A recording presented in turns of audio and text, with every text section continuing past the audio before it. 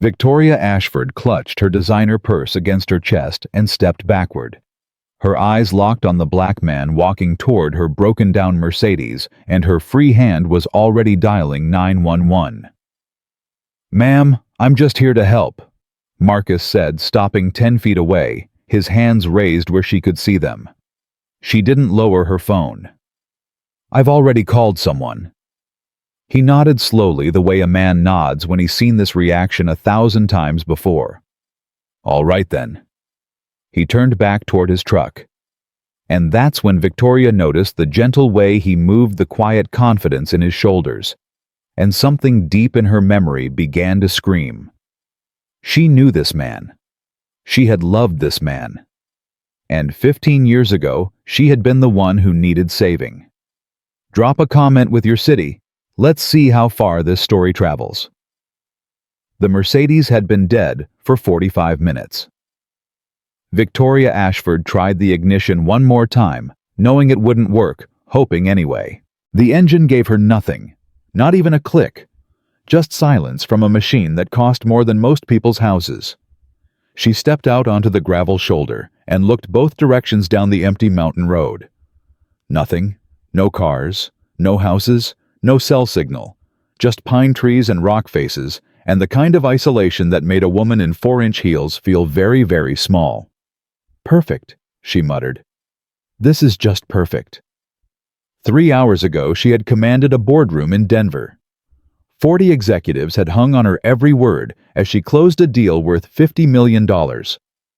She had worn power like a second skin, and no one in that room had doubted for a single second that Victoria Ashford was exactly who she appeared to be. Now she couldn't even get her car to start. She checked her phone again. 1 bar. No bars. 1 bar.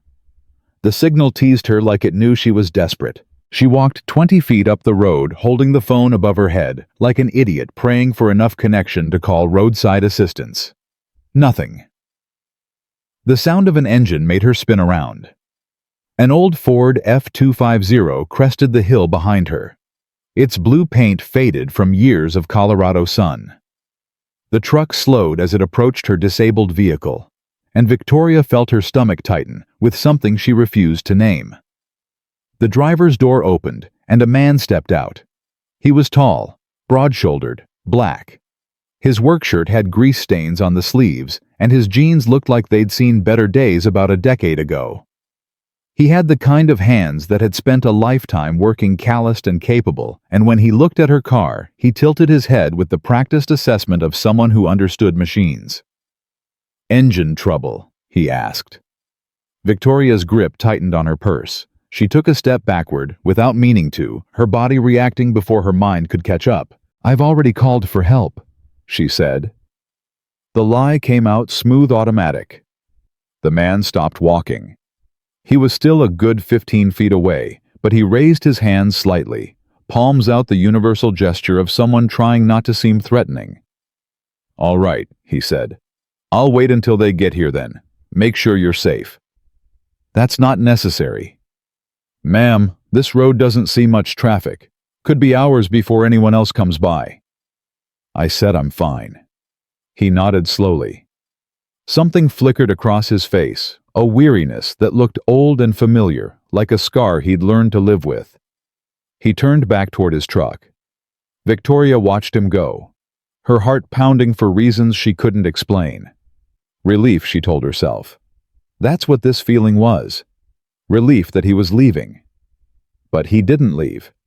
He leaned against his truck arms, crossed, clearly prepared to wait. When she stared at him, he shrugged.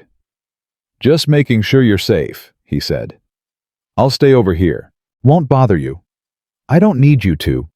I know you don't, but I'm staying anyway." The silence stretched between them, thick with things neither of them was saying. Victoria's phone still showed no signal. The sun was getting lower. The temperature was dropping. And this man, this stranger in his grease-stained clothes, was simply standing there, waiting. Not demanding anything. Not trying to get closer. Just present. "Fine," Victoria finally said. "You can look at it. But don't touch anything you don't have to." He pushed off from his truck and walked toward her Mercedes with the easy confidence of someone who'd spent decades working with his hands. He didn't seem offended by her suspicion. He didn't seem surprised by it either. "I'm Marcus, by the way," he said as he popped the hood. "Marcus Williams. I run an auto shop about 15 minutes down the road." Victoria didn't offer her name. She positioned herself where she could see both him and her purse, which she'd set on the passenger seat with the door open. Just in case. Marcus leaned into the engine compartment, his experienced eyes scanning the components with methodical precision. His hands moved with certainty, checking connections, testing wires. "When's the last time you had the battery terminals cleaned?" he asked. "I don't know. I bought this car 6 months ago." Dealer probably didn't check. They never do with the luxury models. Figure the owners will just take it to the dealership when something goes wrong. He straightened up, wiping his hands on his jeans. "Got some corrosion on your terminals. Should be an easy fix if you've got the right tools." He walked back to his truck and rummaged through a toolbox in the bed.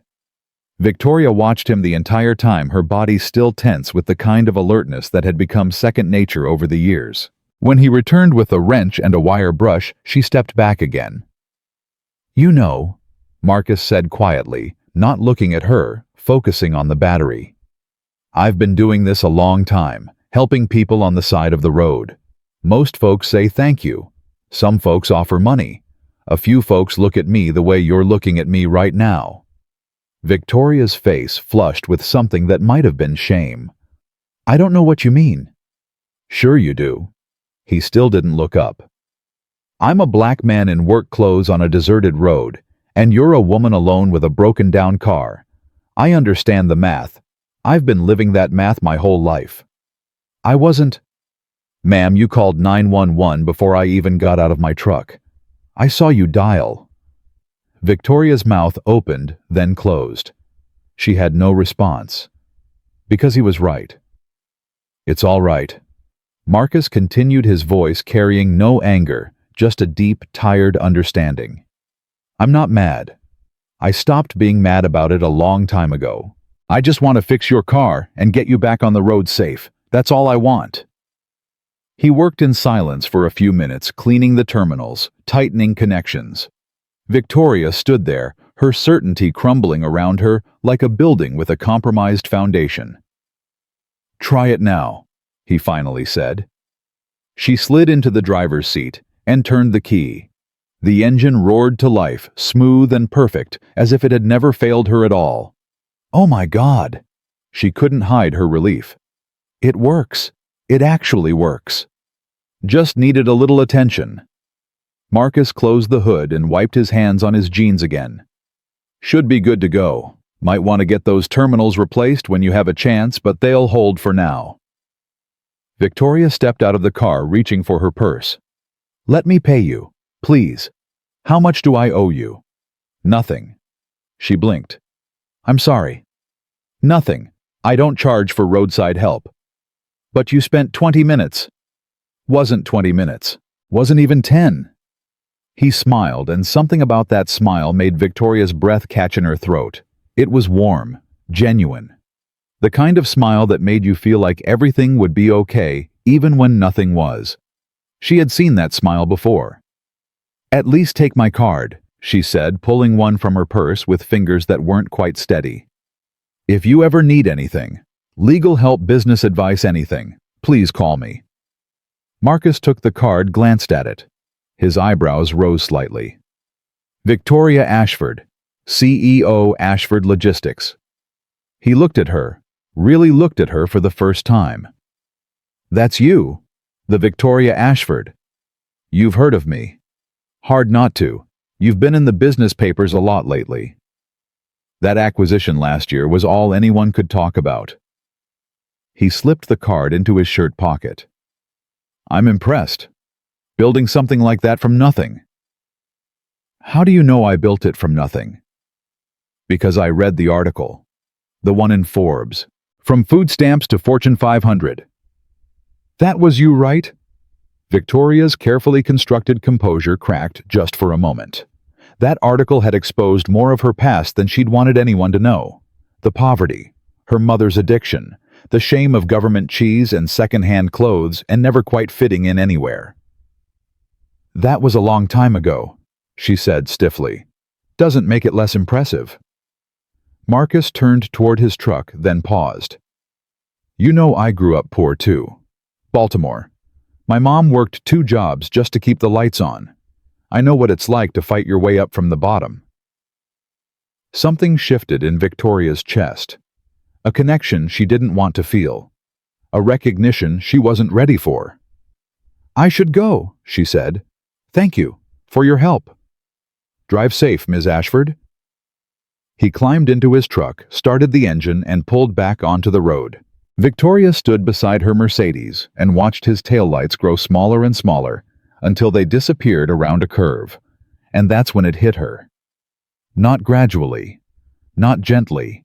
It hit her like a freight train, like a punch to the chest, like 15 years of memories collapsing into a single devastating moment of clarity. That smile, that voice, the way he moved with quiet confidence, the way he'd stood there, hands raised, trying not to seem threatening, waiting for her to decide he was safe. She knew him. She knew him. "Oh God," she whispered. "Oh my God."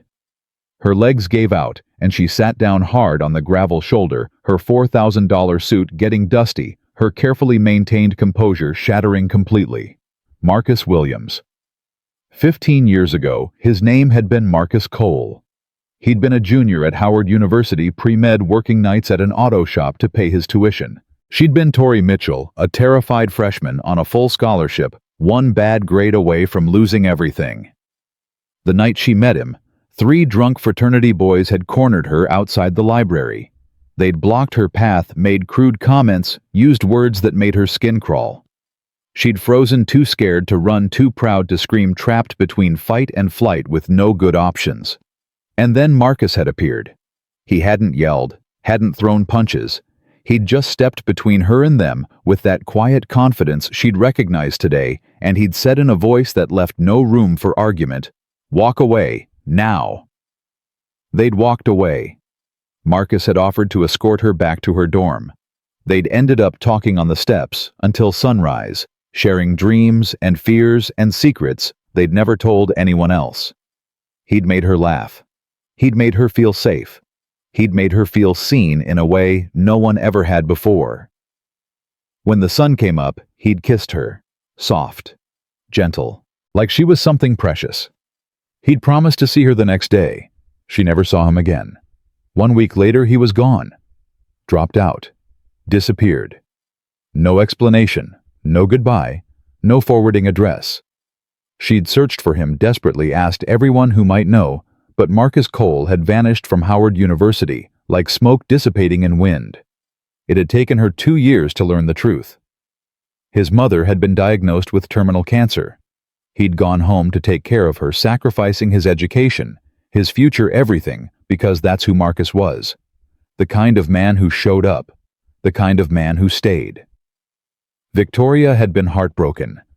And then she'd done what she always did with pain. She'd channeled it into fuel. She'd worked harder, studied longer, graduated with honors, and launched herself into the business world with single-minded determination. Every deal she closed, every competitor she outmaneuvered, every quarter of growth had been proof that she wasn't that scared girl anymore. She was someone who mattered, someone with power, someone who would never again stand frozen while men decided her fate. But she'd never forgotten Marcus Cole. Every man she'd dated had been measured against his memory and found wanting. Every relationship had failed because none of them could make her feel the way Marcus had made her feel, in one single night, worthy of protection, worthy of attention, worthy of love. And now she'd found him again on a mountain road in Colorado. He'd fixed her car, refused her money, smiled at her with that same gentle warmth. And she'd treated him like a threat. She'd clutched her purse, called 911, stepped backward like he might hurt her. After everything he'd been to her, everything he'd done for her, she'd looked at him and seen only a black man in work clothes. a potential danger, a problem to be managed. The shame hit her so hard she couldn't breathe. Victoria sat on that gravel shoulder for a long time watching the sun set over the Colorado mountains, her expensive car running perfectly beside her. She thought about who she'd become, the walls she'd built, the way she'd learned to see the world as a series of transactions and threats. Somewhere along the way, the scared girl who'd fallen in love on the library steps had been replaced by someone harder, someone colder, someone who looked at a kind stranger and saw danger instead of help. She'd spent 15 years becoming Victoria Ashford. Maybe it was time to remember who Tori Mitchell had been. When she finally got back in her car and started driving, she wasn't heading to Denver. She pulled out her phone, waited until she had signal, and searched Williams Auto Repair, Ridgemont, Colorado. The reviews appeared immediately. 5 stars. Dozens of testimonials praising Marcus's honesty, his fair prices, his willingness to help people who couldn't afford repairs. One review was from a single mother. "He fixed my car for free when I told him I couldn't pay. Said to pass it forward someday. I've never met anyone like him." Another from an elderly man. "Marcus taught my grandson basic mechanics instead of charging me for simple maintenance. This is what community looks like." Victoria's eyes burned. She'd built an empire worth hundreds of millions of dollars, and she'd never once thought to help someone who couldn't help her back. That wasn't success. That was survival. There was a difference. She found his Facebook profile next. The photos stopped her heart. Marcus with a little girl who had his warm brown eyes. Maya, according to the captions. 8 years old. Soccer games and science fairs and camping trips. A simple life documented in snapshots that radiated more genuine happiness than any of Victoria's carefully curated success photos ever had. She scrolled back, looking for context, and found an obituary that made her stomach drop. Sarah Williams. Died 4 years ago in a car accident on Highway 70. Beloved wife. Devoted mother. Elementary school teacher who touched countless young lives. Marcus was a widower. He was raising his daughter alone. He'd buried his wife and kept going, running his shop, showing up for Maya, helping strangers on the side of the road without expecting anything in return. And today, when Victoria had treated him with suspicion and fear, he hadn't gotten angry. Hadn't called her out. Had simply nodded with that tired understanding and fixed her car anyway. Because that's who Marcus was. That's who he'd always been. Victoria pulled into a gas station parking lot, unable to drive any further, with tears blurring her vision. She sat there in her running Mercedes, surrounded by the evidence of her success, and felt emptier than she'd ever felt in her life. She could go back to Denver.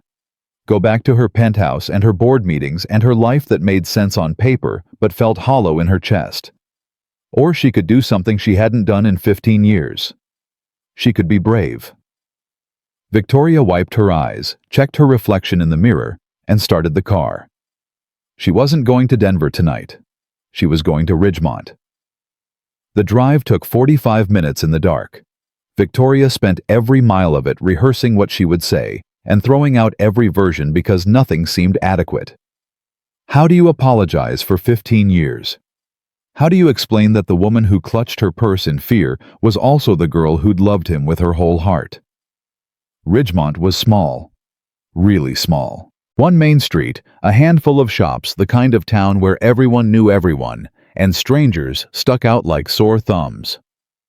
Victoria's Mercedes definitely stuck out. Williams Auto Repair was closed for the night, but she found the address anyway.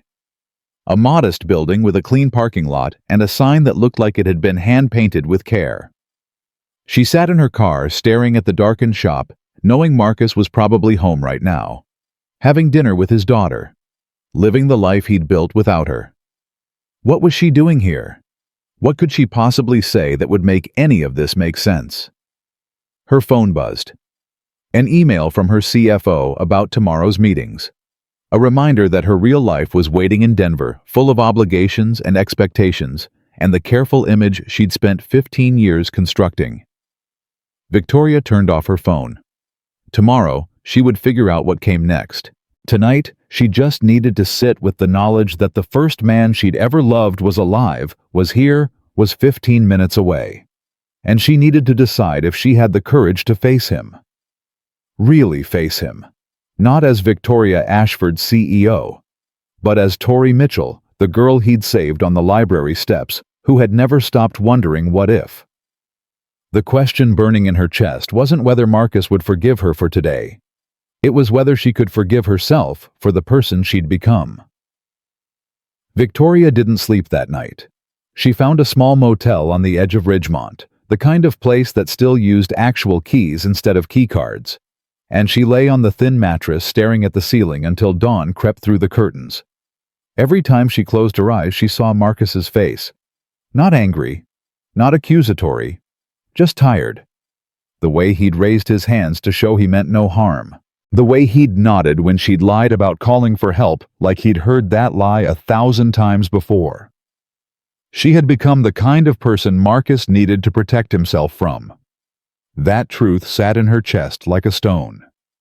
By 7 in the morning, she was showered and dressed, standing in front of the motel's cracked mirror in yesterday's clothes. Victoria Ashford, CEO of a logistics empire, wearing a wrinkled Armani suit in a town that probably didn't have a dry cleaner. Her phone showed 47 unread emails and 6 missed calls from her assistant. She ignored all of them. The coffee shop next to Marcus's garage opened at 7:30. Victoria was waiting when the owner, a woman in her 60s with kind eyes and gray hair, unlocked the door. "You're up early for a tourist," the woman said, giving Victoria's expensive clothes a once-over that managed to be curious without being judgmental. "I'm not exactly a tourist." "No. What brings you to Ridgemont, then?" Victoria hesitated. "An old friend." The woman smiled. "Well, you picked a good town for old friends. Everyone here knows everyone. I'm Nancy, by the way." "Victoria." Nancy poured her a coffee without asking how she took it. "Let me guess. You're here about Marcus." Victoria nearly dropped her cup. "How did you know?" "Honey, a woman in a suit that costs more than my car shows up the same day Marcus helped some CEO on the mountain road. Word travels fast in small towns." Nancy leaned against the counter studying Victoria with an intensity that felt like being X-rayed. "He told Maria about it when he got back to the shop yesterday. Said the woman looked at him like he was about to rob her." The shame hit fresh and hard. "I didn't mean to—" "Sure you did. You just didn't mean to mean it." Nancy's voice wasn't cruel, just honest. "There's a difference between being a bad person and being a person who did a bad thing. Question is, which one are you?" Victoria had no answer. She sat by the window nursing her coffee, watching the garage across the street. At 8 o'clock, an old Chevy pulled into the lot, and a woman who must have been Maria unlocked the front door. At 8:15, Marcus's faded blue truck appeared. Victoria's heart slammed against her ribs. He climbed out, looking exactly as he had yesterday, work shirt and jeans, and that quiet competence in every movement. He said something to Maria that made her laugh, then disappeared into the service bay. Victoria sat there for 2 more hours, ordering refills she didn't drink, trying to work up the courage to walk across the street. Every time she stood up, her legs refused to cooperate. What would she even say? "Hi, you probably don't remember me. But 15 years ago, you kissed me on my dorm steps, and I've never forgotten you. And also, I'm sorry I treated you like a criminal yesterday." It sounded insane, even in her head. At 10:30, her phone rang. Her CFO. She sent it to voicemail. At 11, Nancy refilled her coffee for the 5th time and sat down across from her. "You know," Nancy said, "Marcus is one of the good ones. Lost his wife 4 years ago and raised that little girl on his own without ever complaining. Fixes cars for free when people can't pay. Teaches the high school kids about engines on his day off." She paused. "Whatever you're here to do, make sure it's worth doing. He doesn't need any more heartbreak." "I'm not here to hurt him." "Then what are you here for?" Victoria looked out the window at the garage where Marcus was probably elbow-deep in an engine doing honest work for honest pay, living a life so different from hers, it might as well be another planet. "I'm here to apologize," she said. "And maybe to find out if the person I used to be still exists somewhere." Nancy nodded slowly. "Then you better get moving. Standing still never fixed anything." Victoria left a $50 bill on the table and walked across the street before she could change her mind. The garage smelled like motor oil and metal familiar scents that triggered memories she'd buried under 15 years of ambition. Maria looked up from the front desk when Victoria walked in, her expression shifting from professional welcome to knowing assessment. "You're the CEO from yesterday." "I am. Is Marcus available?" "He's in the back, working on a transmission." Maria's eyes narrowed slightly. "You sure you want to bother him? He's got a full schedule today." "Please, it's important." Maria studied her for a long moment, then picked up an intercom. "Marcus? Someone here to see you." Victoria heard his voice crackle through the speaker, distorted but unmistakable. "Who is it?" Maria looked at Victoria. "The woman from the mountain road." Silence. Then, "Send her back." The service bay was smaller than Victoria expected, crowded with tools and car parts, and the evidence of years of hard work. Marcus stood beside a lifted pickup truck, wiping his hands on a rag. His expression when he saw her was careful, guarded. Nothing like the warm smile from yesterday. "Ms. Ashford, everything okay with your car?" "The car's fine. I came to talk to you." "About what?" Victoria's carefully rehearsed words evaporated. She stood there, CEO of a company worth hundreds of millions of dollars, and she couldn't string together a coherent sentence. "I came to apologize," she finally said. "For yesterday. For how I acted." Marcus's expression didn't change. "You don't need to apologize. I'm used to it." "That's exactly the problem. You shouldn't have to be used to it." He set down his rag and leaned against the truck, arms crossed. The posture was defensive, protective, the stance of a man who'd learned the hard way that people usually wanted something. "Look," he said, "I appreciate you coming all this way, but I've got work to do, and I'm not really interested in being someone's opportunity for personal growth. You feel bad about what happened. Fine. You apologized. We're good. Now you can go back to Denver and feel better about yourself." The dismissal stung more than Victoria expected. "That's not why I'm here." "Then why are you here?" "Because from where I'm standing, this looks like a woman who's used to getting what she wants, and right now, she wants to feel like a good person. So she drove an hour and a half to apologize to the black mechanic she was scared of yesterday." His voice stayed level, but his eyes were sharp. "Tell me I'm wrong." Victoria's temper flared before she could stop it. "You don't know anything about me." "I know plenty. I know you're Victoria Ashford Forbes, from food stamps to Fortune 500.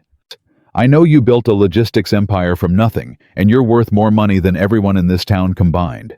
I know you looked at me yesterday like I was going to hurt you, and when I fixed your car anyway, you couldn't get away from me fast enough." He paused. "What I don't know is why you're really here. And until you figure that out, I think you should go." He turned back to the truck, dismissing her. Victoria should have left. Any reasonable person would have left. Instead, she said the words she'd been holding back since she'd recognized him on that mountain road. "Your name wasn't always Marcus Williams." He froze. 15 years ago, you were Marcus Cole. You were a junior at Howard University. Pre-med. You worked nights at an auto shop in D.C. to pay your tuition. Marcus turned slowly, his face unreadable. "And on October 14th, you walked a scared freshman girl back to her dorm after some drunk frat boys cornered her outside the library." Victoria's voice cracked, but she kept going. "You stayed up all night talking to her on the steps. You told her about your mom working 2 jobs and your dream of becoming a doctor. She told you about her mother's drinking and her fear of failing out of school." She took a breath. And when the sun came up, you kissed her. And she never forgot it. Not for a single day in 15 years. Marcus stared at her like she'd just spoken in tongues. Tori. The name came out strangled, disbelieving. You're Tori Mitchell. I changed my name after graduation, wanted to leave that version of myself behind. Victoria's eyes were burning now. I looked for you, Marcus. When you disappeared, I went crazy trying to find you. No one knew where you'd gone. It wasn't until 2 years later that someone told me about your mother. Marcus's hand found the truck behind him like he needed support. I tried to find you too. After Mom died. I came back to DC, but you were gone. Everyone was gone. I couldn't find anyone who knew where Tori Mitchell had ended up. She ended up becoming someone else. Someone who clutches her purse when a black man tries to help her on the side of the road. The words hung between them raw and terrible and true. Jesus, Marcus whispered. It was really you yesterday. I fixed your car, and you looked at me like... He couldn't finish the sentence. I know. Do you... Because that look on your face, Tori. I've seen it my whole life. From strangers who don't know me. But from you. He shook his head. From the girl who told me I was the first person who ever made her feel safe. Victoria's tears spilled over. I'm sorry. I'm so sorry. Sorry doesn't undo it. I know. The garage fell silent except for the hum of equipment and the distant sound of traffic on Main Street. Maria's voice came over the intercom asking about a parts order, but Marcus didn't answer. He just stood there looking at Victoria like he was trying to reconcile two different people into one. Why did you really come here? He finally asked. And don't tell me it was to apologize. You could have sent a card for that. Victoria wiped her face with the back of her hand, smearing her mascara in a way that would have horrified her yesterday. I came because I haven't stopped thinking about you since that night. I came because every relationship I've had for 15 years has failed, because none of them were you. I came because when I recognized you yesterday, I realized I've spent my whole life becoming someone the world would respect, and I lost the person you saw on those library steps. That's a lot of pressure to put on someone you knew for one night 15 years ago. I know. Believe me, I know how crazy this sounds. Marcus rubbed his hand over his face, the gesture achingly familiar. He'd done the same thing that night when she'd asked him what he wanted to be, and he'd admitted that medicine wasn't really his dream. It was his mother's dream for him. I'm not the same person either, Tori. I've got a daughter. I've got a business. I buried my wife 4 years ago, and I'm still figuring out how to get through a day without her. He looked at her with something that might have been compassion, might have been pain. I don't have room in my life for whatever this is. I'm not asking for room. I'm asking for a chance to know who you've become. Why? Because the person you were that night was the best person I've ever known. And I have to believe some part of him still exists. Because if he doesn't... Victoria's voice broke. Then maybe the girl he saw that night doesn't exist anymore either. And I'm not ready to accept that. Marcus was quiet for a long time. Victoria could hear her own heartbeat, could feel the weight of 15 years pressing down on this moment, demanding resolution one way or another. I've got work to finish, he finally said. But there's a diner at the end of Main Street. Patty's. I take my lunch break at 1. It wasn't forgiveness. It wasn't even acceptance. But it was a door cracked open just enough to let in a sliver of light. I'll be there, Victoria said. She turned to leave, then stopped. Marcus, your mother would have been proud of you. What you've built here, the person you've become. She would have been proud. Something flickered across his face, grief mixed with gratitude. She would have liked you. Before I mean, the girl on the library steps. He paused. I don't know if she would have liked the woman in the Mercedes. It hurt because it was true. Victoria walked out of the garage and back across the street to the coffee shop, where Nancy took one look at her tear-streaked face and poured her a cup of coffee without comment. Rough morning. I found him, My old friend. And? And it's complicated. Nancy nodded like this was the most obvious statement in the world. The good things always are. Victoria spent the next 2 hours at that window table, watching the garage, thinking about the night that had shaped her life and the years that had twisted her into someone she barely recognized. She thought about Marcus raising a daughter alone, running his shop, helping strangers on mountain roads without expecting anything in return. She thought about herself, the corners she'd cut, the people she'd stepped over, the way she'd learned to see everyone as either useful or irrelevant. When had she become this person? When had the scared girl who'd fallen in love on library steps transformed into someone who clutched her purse at the sight of a black man?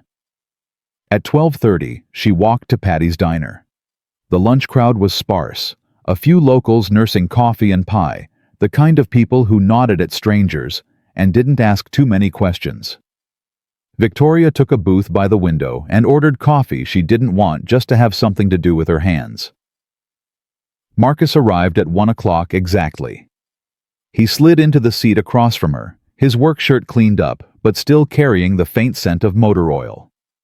A smell that had once meant safety and now meant uncertainty. "You came," Victoria said. "I said I would." A waitress appeared with menus. Marcus ordered without looking clearly irregular. Victoria asked for whatever he was having, not trusting her voice to say more. When they were alone again, Marcus leaned back in his seat and studied her with an intensity that made her want to look away. "Tell me about Victoria Ashford," he said. "The CEO version, not the girl I knew." So Victoria told him, the whole ugly truth of it, the climb from poverty to power, the compromises she'd made, the relationships she'd sacrificed, the way she'd learned to see the world as a competition where second place meant failure. She told him about her mother dying alone in a county hospital, while Victoria was in a board meeting 2,000 miles away, about the guilt that still woke her at 3 in the morning, about the penthouse in Denver that had everything money could buy and nothing worth coming home to. "I built an empire," she said, "and it's empty. I go to work, I close deals. I go home to a place where no one's waiting. And I tell myself that's success, because the alternative is admitting I wasted 15 years chasing the wrong things." Marcus listened without interrupting. When she finished, he was quiet for a long moment. "My wife's name was Sarah," he finally said. "She was an elementary school teacher, made less in a year than you probably spend on shoes, but she loved those kids like they were her own." His voice softened with grief that clearly hadn't healed. "She's the one who convinced me to take over the shop when old Mr. Williams retired, said I had good hands and a good heart, and that was enough." "What happened to her?" "Car accident. 4 years ago. Some kid texting while driving ran a red light." Marcus's jaw tightened.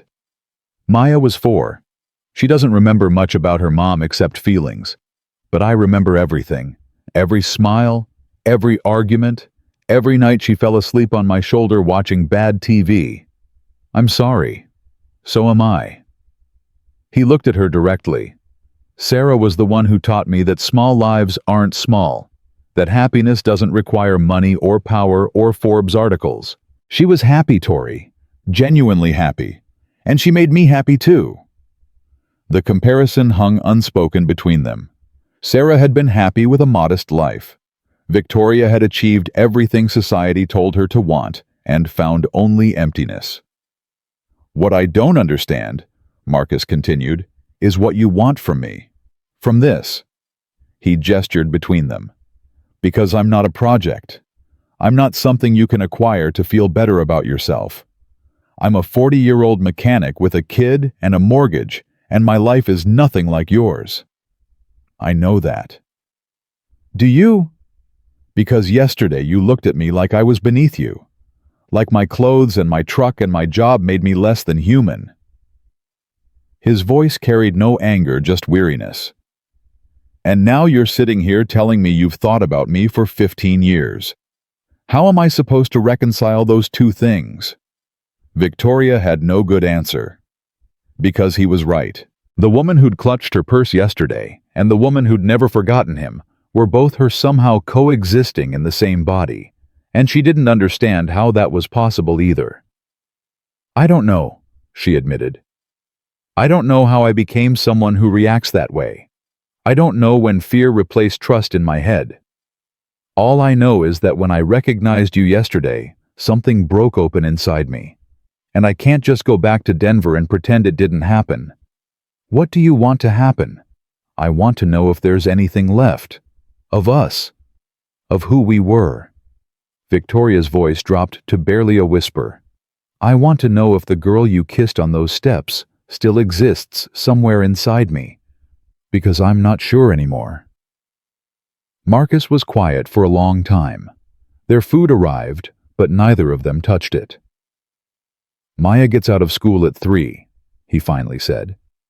"She's the most important thing in my life. More important than any memory from 15 years ago, more important than whatever this is between us. If you're going to be around even for a day, she's part of that equation." "I understand." "I don't think you do. My daughter lost her mother. She doesn't trust new people. She doesn't warm up easily. And she has a radar for people who might leave." Marcus's eyes held hers. "If you're not sure you're staying, don't start. Because I can handle disappointment.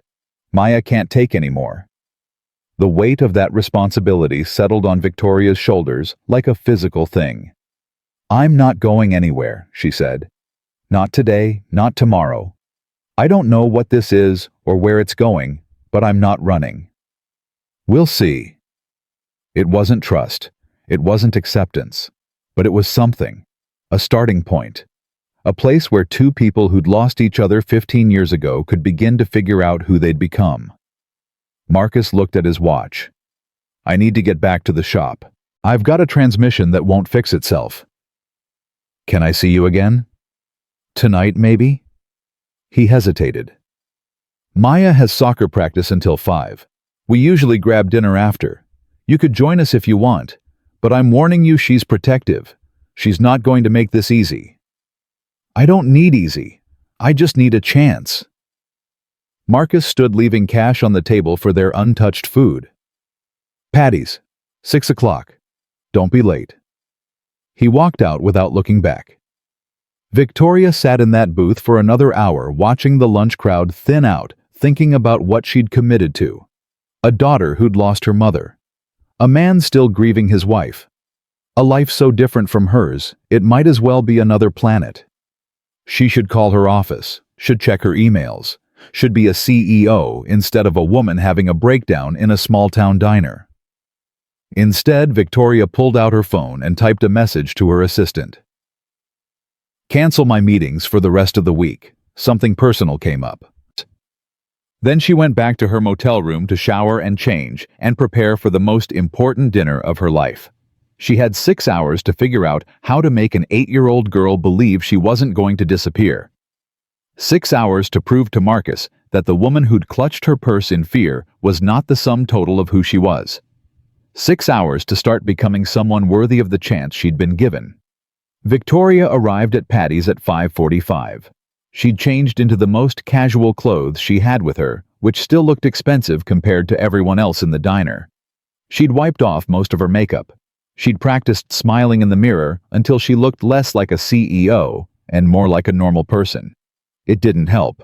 She still felt like a fraud.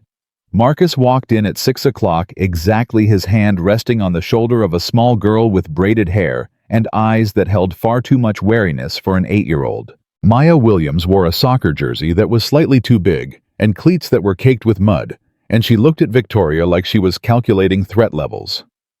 "Maya, this is Victoria. She's an old friend from college." "Hi, Maya." Victoria kept her voice warm but not pushy. "Your dad told me you had soccer practice today. How was it?" Maya didn't answer. She slid into the booth next to her father, putting him between her and Victoria like a shield. "She's shy with new people," Marcus said, but his eyes added, "I warned you." They ordered. Maya got chicken fingers. Marcus got a burger. Victoria got a salad she had no intention of eating because her stomach was too knotted for food. The silence stretched. So, Victoria tried, "Your dad says you're really good at soccer." Maya looked at her father. "You told her about me?" "A little bit." "Why?" Marcus hesitated. "Because Victoria asked." "Why does she care?" The question was directed at Victoria, now those sharp young eyes demanding an answer that made sense. Victoria understood immediately that this child had no patience for adult games. She wanted truth. "Because I care about your dad," Victoria said. "And the people who matter to him matter to me." Maya considered this. "My mom mattered to him. She's dead." "Maya." Marcus's voice carried a gentle warning. "It's true. She is." "I know," Victoria said quietly. "I'm very sorry about your mom." "Did you know her?" "No. I wish I had." "Then why are you sorry?" Victoria had negotiated with billionaires and hostile board members and corporate raiders who wanted to destroy everything she'd built. None of them had been as intimidating as this 8-year-old girl with grief in her eyes and questions that cut to the bone. "Because losing someone you love is the worst thing in the world," Victoria said. "And I'm sorry you had to go through that."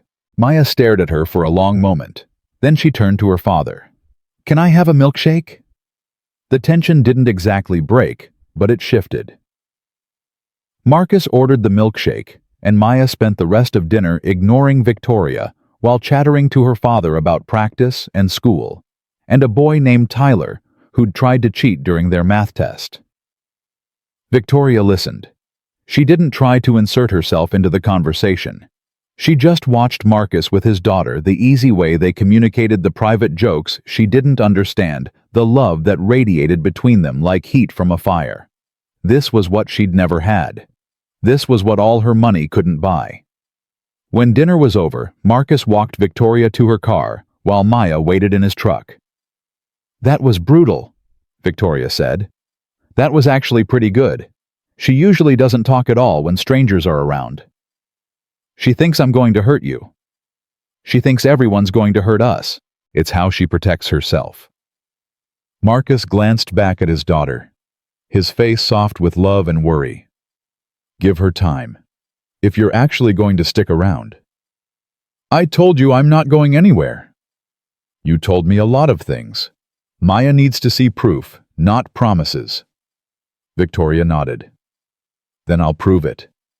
She meant it. In that moment, standing in the parking lot of a small-town diner, she meant it with everything she had. The question was whether meaning it would be enough. The next 3 weeks became a test Victoria hadn't studied for. She rented a cabin on the edge of town and set up her laptop at the coffee shop across from Marcus's garage. She told her board she was working remotely. She didn't tell them why. Every morning, she watched Marcus open the shop. Every afternoon, she found excuses to bring coffee to his crew or drop off lunch she'd picked up from the diner. She attended Maya's soccer games, sitting in the bleachers with the other parents cheering when Maya scored and staying quiet when she missed. Maya noticed everything. "You were at my game," she said one evening when Victoria joined them for dinner at Marcus's house. "You sat in the third row." "I like soccer." "No, you don't. You were looking at your phone half the time." Victoria laughed despite herself. "You're right. I don't really understand soccer, but I wanted to see you play." "Why?" That question again. Always that question. "Because your dad invited me, and because I wanted to." Maya chewed on this while she chewed on her spaghetti. "My mom used to come to all my games. She never looked at her phone." The comparison landed like a punch. Victoria didn't try to defend herself. "Your mom sounds like she was amazing." She was. Maya's voice carried a challenge. "You're not like her." "I know I'm not." "Then why are you here?" Victoria set down her fork and looked at this fierce, wounded little girl who had every right to be suspicious. "I'm here because I care about your father. I'm here because a long time ago he was very important to me, and I want to find out if he can be important to me again." She paused. "I'm not trying to replace your mom. No one could ever do that. I'm just trying to be someone who shows up." Maya didn't respond, but something in her posture shifted just slightly, like a door that had been locked was now only latched. Progress. Slow, painful progress. Maria became Victoria's unexpected ally. The older woman had worked at the garage for 15 years and knew Marcus better than almost anyone. "He talks about you," Maria said one afternoon when Victoria was buying her third unnecessary coffee of the day. "Not a lot, but more than he's talked about any woman since Sarah." "What does he say?" "That you're complicated. That he doesn't know what to do with you." Maria smiled. "That you make him feel things he thought he'd buried." Victoria's heart jumped. "Really? Don't get too excited. Feeling things isn't the same as trusting them. Marcus has been hurt too many times to let his guard down easy." Maria leaned closer. "But I've known that man for 15 years, and I've never seen him look at anyone the way he looks at you. Not even Sarah. How does he look at me? Like he's terrified you'll disappear again." That night, Victoria sat in her rental cabin and thought about fear. Marcus was afraid she'd leave. Maya was afraid she'd leave. And Victoria was afraid that she'd stayed too long already, that her empire was crumbling in her absence, that she was making promises she couldn't keep. Her phone buzzed with another email from her CFO. "Urgent. Please call." She ignored it. The fourth week started with progress. Maya asked Victoria to help with her science project. Not Marcus. Victoria. It was a small thing, a question about electricity and circuits, but it felt like a breakthrough. They sat at the kitchen table together, Maya explaining her hypothesis, while Victoria actually listened instead of thinking about work. "My teacher says I need to build a model," Maya said, "but I don't know how to make one that actually lights up." "What if we use your dad's skills? He works with electrical stuff all the time." Maya shook her head. "I want to do it myself. Well, mostly myself." "Okay, then let's figure it out together." They spent 2 hours researching and sketching and arguing about the best approach. Marcus came home to find them surrounded by papers and snacks, debating whether LEDs or traditional bulbs would make a better demonstration. "What's going on here?" "Victoria's helping me with my science project," Maya said. "She's actually pretty smart." The casual compliment made Victoria's eyes sting. "She used to be one of the smartest people I knew," Marcus said softly. Maya looked between them with the calculating gaze of a child who understood more than adults gave her credit for. "Were you really friends in college?" "More than friends," Marcus said. "A long time ago. Like boyfriend and girlfriend." "Something like that." Maya processed this information. "But you married Mom." "I did. And I loved your mom very much." "Do you love Victoria too?" The question hung in the air like a held breath. Marcus looked at Victoria, something complicated moving behind his eyes. "I'm still figuring that out," he said. "Is that okay?" Maya considered this with the seriousness of a judge weighing evidence. "I guess. As long as you don't stop loving Mom." "I could never stop loving your mom. Love doesn't work like that. It grows. It makes room." Maya nodded slowly. "Okay. Can we have pizza for dinner?" The moment passed, but its weight remained. The fifth week brought the first real crisis. Victoria was in the coffee shop when her phone rang with a call she couldn't ignore. Her CFO's voice was tight with barely controlled panic. "Victoria, we have a problem. Southwestern Freight is threatening to terminate their contract." Her stomach dropped. Southwestern was their largest client. 30% of revenue. What happened? They want FaceTime. Real FaceTime. They're saying the remote setup isn't working, that they need their dedicated account executive on site, that they're getting better offers from competitors. His voice cracked. "They're giving us until Friday to respond with a plan or they're walking." Victoria looked out the window at Marcus's garage, at the life she'd been building here, at the future she'd been imagining. "I'll handle it. You need to come to Denver, tomorrow." "I know." She hung up and stared at her phone for a long time. Then she walked across the street to tell Marcus she had to leave. He was under a car when she found him, only his legs visible. She waited until he rolled out, and something in her face must have shown because his expression immediately shuddered. "What's wrong?" "I have to go to Denver. My biggest client is threatening to walk unless I'm there in person." Marcus stood wiping his hands on a rag. "When are you leaving?" "Tomorrow morning. I'll be back by weekend." "Will you?" The question carried weight that had nothing to do with a client meeting. Victoria heard the real question underneath. "Are you running? Is this the excuse you've been waiting for?" "Yes, I will." "How many times have you said that to people over the years? I'll be back. I'll make time. This is just temporary." Victoria felt her defenses rise. "This is different." "Is it? Because from where I'm standing, this looks exactly like what I told you would happen. First sign of professional pressure, and you're running back to your real life." "I'm not running. I'm handling a crisis." "There's always a crisis, Victoria. There's always a meeting that can't wait, a deal that needs closing, an emergency that only you can solve." Marcus's voice stayed level, but his eyes were hard. "That's how people like you justify never being present for the people who matter. People like me.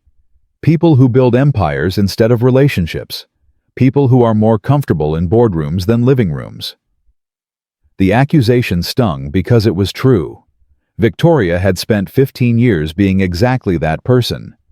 But she was trying to change. Didn't that count for something?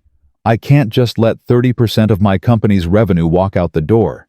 There are hundreds of people whose jobs depend on that contract." "I'm not saying you should. I'm saying this is the test." Marcus stepped closer, his voice dropping. "Maya asked me this morning if you were going to be at her science fair on Friday. I told her yes.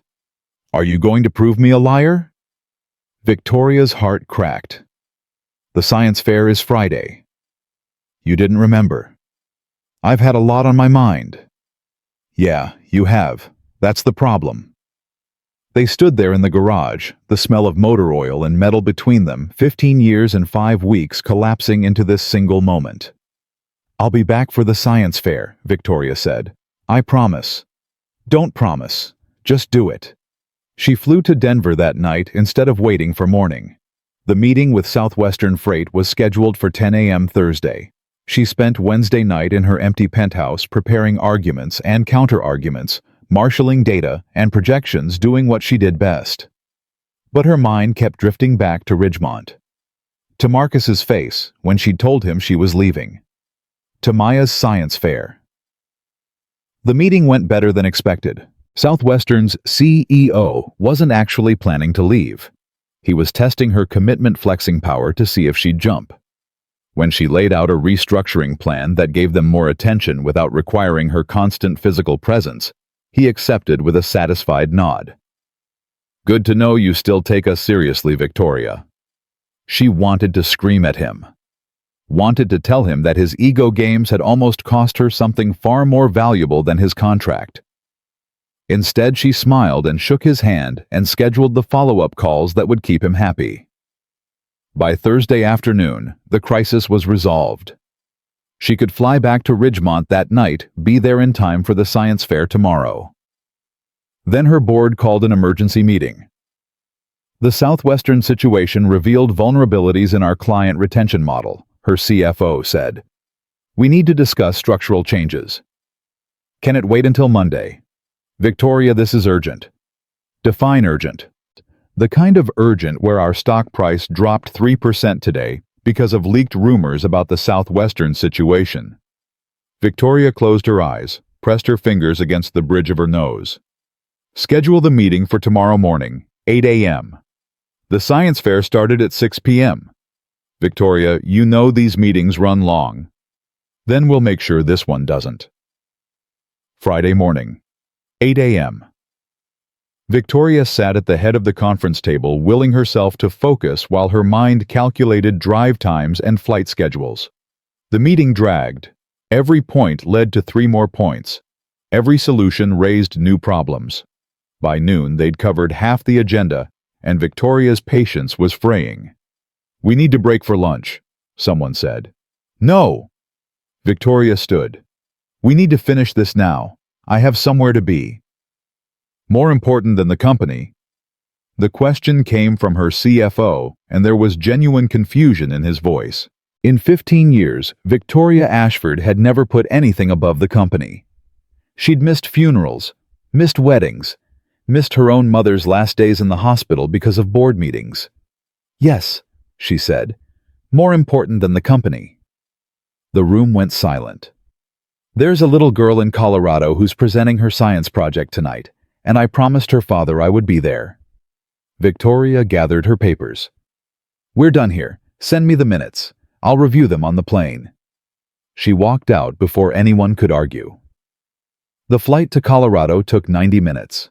The drive from the airport to Ridgemont took another hour. Victoria pulled into the elementary school parking lot at 6:15, her heart pounding, her hair a mess, her suit wrinkled from travel. The gymnasium was crowded with parents and students and display boards. Victoria scanned the room, desperately searching for Maya's braids, for Marcus's broad shoulders. She found them in the back corner. Maya's project was elaborate, a demonstration of how friction could generate electricity, complete with working LED lights and hand-drawn diagrams. Marcus stood beside her taking photos, and his face, when he looked up and saw Victoria, was something she'd never forget. Relief, joy, surprise, all mixed together in an expression that made the entire terrible day worth it. "You came." Maya's voice was small, uncertain. "I promised." "Adults break promises all the time." "I know, but I'm trying to be different." Victoria knelt down to look at Maya's project. "This is incredible. Did you do all of this yourself?" "Dad helped with the wiring, but I did the research and the calculations." "You're going to be a scientist someday."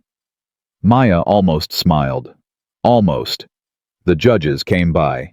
They asked Maya technical questions, and she answered with confidence that made Victoria's chest tight with pride for a child who wasn't hers, who might never be hers, but who had somehow become important anyway. 3rd place. Maya won 3rd place, and her face lit up with the first genuine happiness Victoria had seen from her. "We need to celebrate," Victoria said. "Ice cream. My treat." "Can we, Dad?" Marcus looked at Victoria with something soft in his eyes. "Yeah, we can." They went to the ice cream shop on Main Street. Maya got chocolate with extra sprinkles.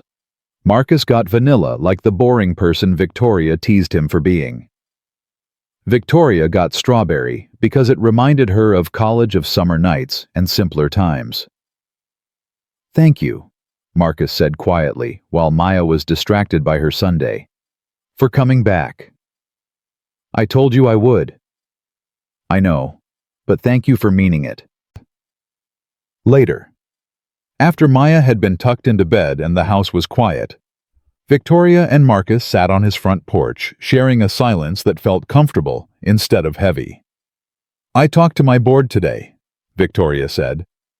"I'm restructuring the company, promoting my COO to handle day-to-day operations. I can work remotely most of the time, fly to Denver 2 days a week when necessary." Marcus turned to look at her. "That's a big change." "It is." "Are you sure that's what you want?"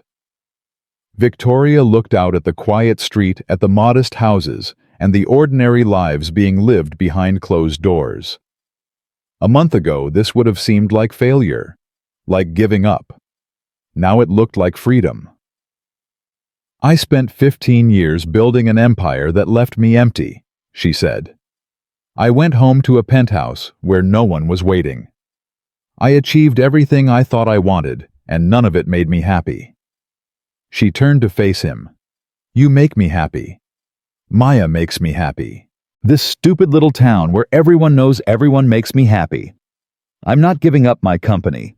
I'm just finally putting it in its proper place." Marcus reached for her hand. His fingers were calloused and warm, the hands of a man who worked for a living, who built things instead of just acquiring them. "I'm falling in love with you," he said. "And it scares the hell out of me." "I'm falling in love with you too." Victoria squeezed his hand. "And I've never been more terrified in my life." "What do we do about that?" "We keep showing up, day after day, until the fear matters less than the love." Marcus pulled her close, and they sat there on his porch while the Colorado stars wheeled overhead, two people who had lost each other 15 years ago, finally finding their way back. It wasn't a happy ending. Not yet.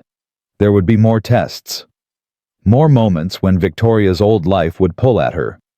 More times when Maya's grief would make her push Victoria away. But for now, in this moment, it was enough. It was more than enough. 3 months passed like water through fingers.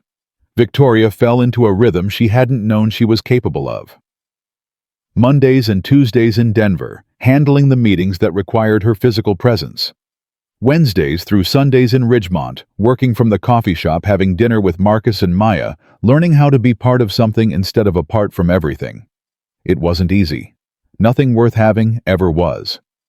Maya still tested her, still asked questions designed to catch inconsistencies, still watched Victoria with eyes that cataloged every promise made and measured it against every promise kept. But slowly, gradually, the walls came down. "Can you braid my hair?" Maya asked one Saturday morning, holding out a brush and hair ties like they were weapons she wasn't sure Victoria knew how to use. Victoria's hands trembled slightly as she took them. "I'm not very good at braids." "Mom was good at braids." "I know. Your dad told me." Maya sat down on the floor in front of the couch, her back to Victoria, her shoulders tense with the vulnerability of letting someone new touch something her mother used to touch. Victoria started brushing gentle strokes that worked through the tangles without pulling. She'd watched YouTube tutorials the night before, practicing on a doll she'd bought at the dollar store, preparing for this moment without knowing if it would ever come. "It doesn't have to be perfect," Maya said quietly. "Moms weren't always perfect either." "Then we'll make it perfectly imperfect." The braid turned out lopsided and loose in places. Maya looked at it in the mirror for a long time. "It's okay," she finally said. "You can try again next time." Next time. Those 2 words meant more than any board approval Victoria had ever received. Marcus noticed the changes. The way Maya started including Victoria in conversations instead of talking around her. The way she began asking Victoria's opinion on things, small things at first, then bigger ones. "She's letting you in," he said one night after Maya had gone to bed. "That's huge. She doesn't let anyone in." "I'm scared I'll mess it up." "You probably will. Everyone does." Marcus pulled her close on the couch, his arm around her shoulders, his voice soft. "The question is, whether you'll stick around when it gets hard. Whether you'll keep showing up, even when she pushes you away." "I'm not going anywhere." "I'm starting to believe that." The real test came on a Thursday in late March. Victoria was in the coffee shop, deep in a video conference about quarterly projections, when her phone buzzed with a call from an unknown number. She almost ignored it, almost let it go to voicemail like she'd done 1,000 times before when work was more important. Something made her answer. "Victoria." Maya's voice was small and scared. "Can you come get me?" Victoria's heart stopped. "Maya." "Where are you?" "Where's your dad?" "I'm at soccer practice. Dad was supposed to pick me up, but he's not answering his phone, and Mrs. Peterson has to leave, and I don't know what to do." Victoria was already standing, already grabbing her keys, already telling her colleague she had an emergency. "I'll be there in 10 minutes. Stay where you are." "Okay." "Maya, you did the right thing calling me." Silence. Then very quietly, "I know." Victoria drove faster than she should have, her mind racing through possibilities. Marcus always answered his phone. Always. Especially when it came to Maya. Something had to be wrong. She found Maya sitting on a bench outside the soccer field, her backpack clutched to her chest, her face pale with the kind of fear that had nothing to do with being stranded and everything to do with the terror of abandonment. Victoria pulled up, jumped out, and Maya ran to her. The little girl threw her arms around Victoria's waist and held on like she was drowning. Victoria felt the small body shake with sobs that had been held back too long. "I thought he forgot me. I thought he wasn't coming." "He didn't forget you. Something must have happened." Victoria stroked Maya's hair, her own eyes burning. "But I'm here. I've got you." "Promise. I promise." They drove to Marcus's garage first. Maria met them at the door, her face creased with worry. "He got called out on a tow job. Accident on Highway 70. His phone must be dead because I can't reach him either." Highway 70. The same road where Sarah had died. Victoria saw the terror flash across Maya's face and understood immediately what the girl was thinking. "He's fine," Victoria said firmly. "He's helping someone, that's all. We're going to wait at your house, and he's going to come home, and everything is going to be okay." "You don't know that?" "No, I don't. But I believe it, and sometimes that's enough." They went to Marcus's house. Victoria made grilled cheese sandwiches that were slightly burned and tomato soup from a can. Maya sat at the kitchen table, picking at her food, her eyes constantly darting to the window.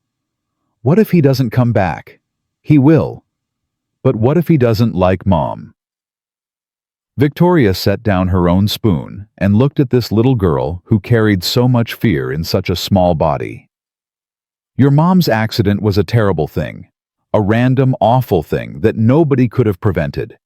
But that doesn't mean every car ride ends in tragedy. Your dad has been driving these mountain roads his whole life. He knows them better than anyone. He was driving these roads when he met you. That's right. If your car hadn't broken down, you never would have found him again. That's also right." Maya pushed her soup around with her spoon. "Sometimes I think about that, about how things happen for reasons. Like maybe Mom had to die so that you could come into our lives." The words hit Victoria like a physical blow. "Oh, Maya. No, that's not how it works." "Then how does it work?" "I don't know. I wish I did." Victoria reached across the table and took Maya's small hand in hers. "But I do know that your mom's death wasn't your fault. It wasn't anyone's fault except the person who was texting while driving. And it definitely wasn't some kind of trade so that I could be here." Maya's lower lip trembled. "Sometimes I feel like it is, though. Like I somehow caused it." "Why would you think that?" "Because she was coming to pick me up. If I had walked home instead, or gotten a ride with Tyler's mom, she wouldn't have been on that road." The guilt this child had been carrying. The weight of it. Victoria felt her heart crack open. "Come here." Maya hesitated, then climbed off her chair and let Victoria pull her into her lap.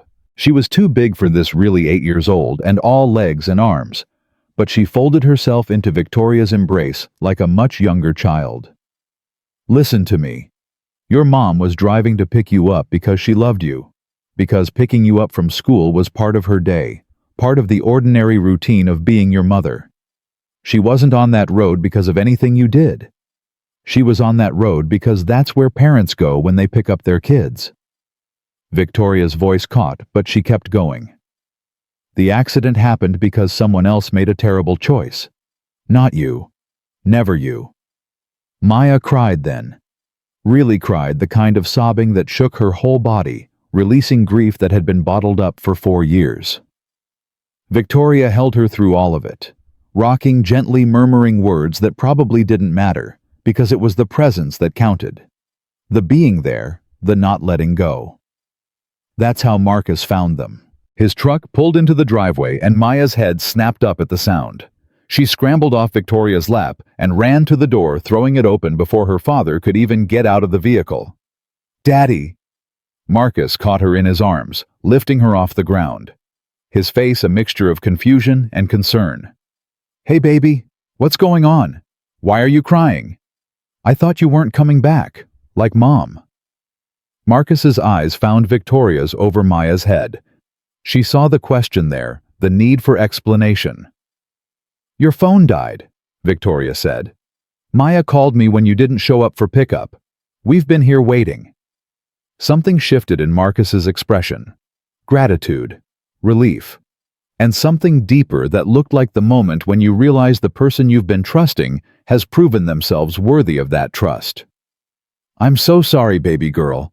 The accident on 70 was bad, and my phone died and I couldn't call anyone. I came as fast as I could. Victoria stayed with me. She made grilled cheese. Did she?